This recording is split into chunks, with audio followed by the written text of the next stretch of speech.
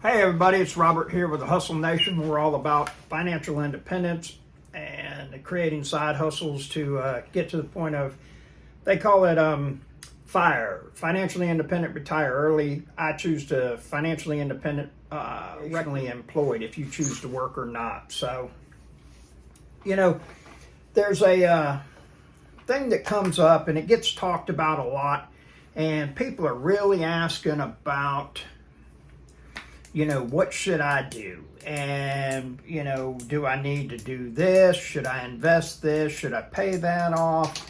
And these are all real great questions, especially when it comes trying to lay the foundation and get set up real well, okay?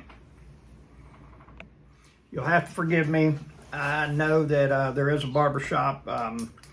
I had a picture of me this weekend, and Sean Lynch, he's got a window company here in Pensacola. He said, hey man, they barbershops that are open on Saturday. So not only does he do windows, he's got jokes as well.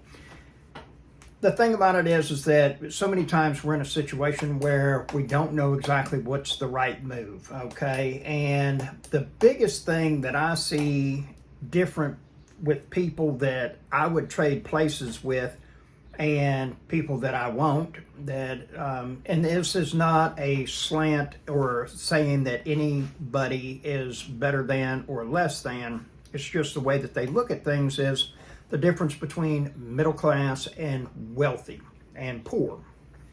Poor people, money's only used for one thing, it's to spend. That's it. That's what you do with it. You just spend it, and you can't hold on, you can't invest it, you can't do anything, you can't grow it. You have to get rid of it as soon as possible, okay?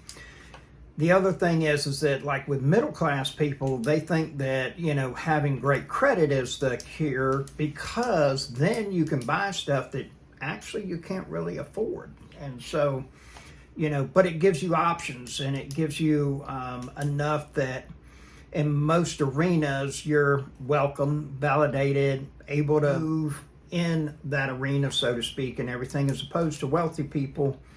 They only look at money for one thing, and that's to make more money. And so, like with my taxes, my property tax money, I put in a certain amount each month, and because it's basically, I think it's about $24,000 is what I pay each year in property taxes.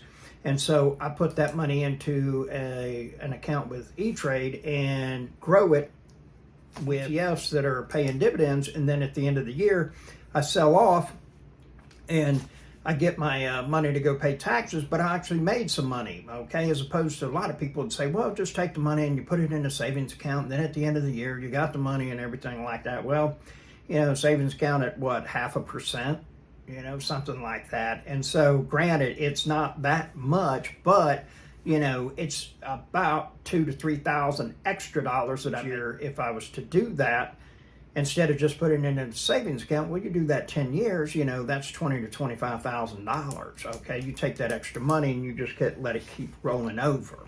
And so the thing about it is that most people don't look at money in a manner that is going to multiply the money. They look at money as, the more of it I get, the more I can spend, and that's going to make me better off. And the simple fact is, it's not going to make you better off, okay? Having more money, making money for you, with you not having to work for it, that will make your life easier, okay? And a lot less stress involved in living like that.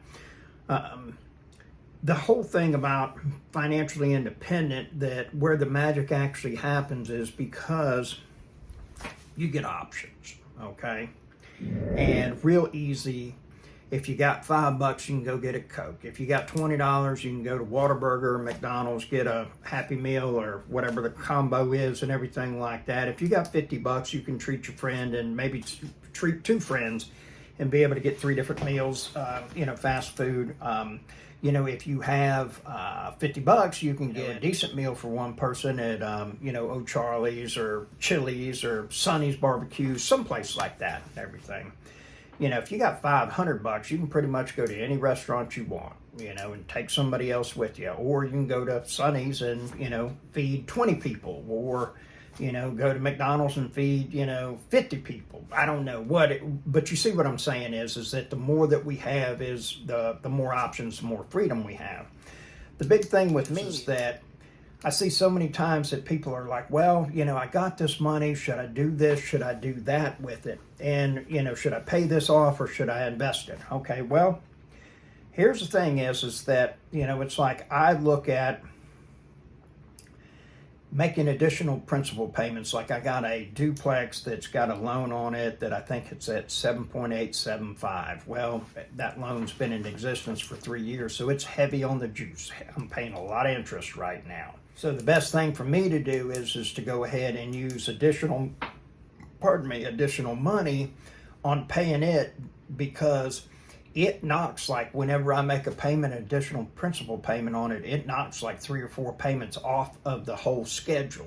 Okay, so that's a considerable amount of money that I save, as opposed to, if I was to take the money and invest it, and we'll say like, I get 10% on it, and it just keeps rolling over and over. Because this doesn't really work with mortgages if you got a 15 or a 20-year mortgage. But if you got a 30-year mortgage that's real heavy on interest up front, then it works well with that.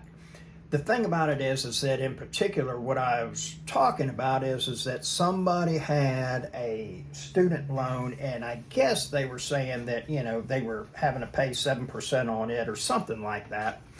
But again, that's a heavy long loan, okay? And so the thing is that it would be much better for them to pay that loan off instead of investing that money,